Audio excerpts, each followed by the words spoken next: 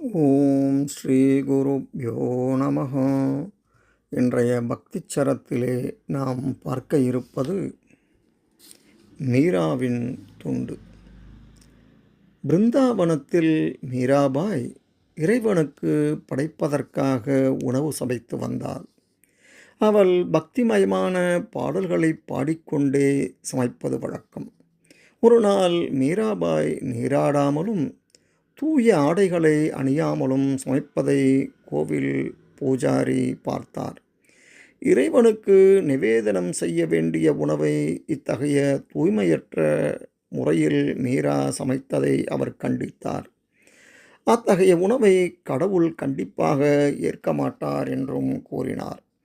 இதை கேட்ட மீராபாய் அதிர்ந்து போனாள்.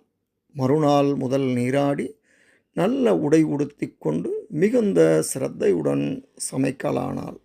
ஆனால் பூஜாரி கூறிய விதிமுறைகளை அனுசரிப்பதில் ஏதேனும் தவறு செய்து விடுவோமோ என்று பயந்து சமைத்தாள். 3 தினங்களுக்குப் பிறகு இறைவன் அந்த பூசாரியின் கனவில் தோன்றி, நான் 3 தினங்களாக சாப்பிடவே இல்லை என்று கூறினார். மீராவின் அனாச்சாரமும் விதிமுறைகளை சரிவர கடைபிடிக்காததுமே இதற்கு காரணமாக இருக்கும் என்று பூசாரி நினைத்தார். ஆனால் இறைவன், மீரா எப்போதும் தன்னால் ஏதாவது அசுத்தம் ஏற்பட்டு விடுமோ என்று பயந்து கொண்டே இருக்கிறாள். அவளது அன்பு நிறைந்த இனிமையான சேவையை இப்போதெல்லாம் நான் காண முடியவில்லை. அதனால் அவள் படைக்கும் உணவும் ருசியற்று இருக்கிறது என்று கூறினார். உடனே பூசாரி தம் தவறை உணர்ந்தார்.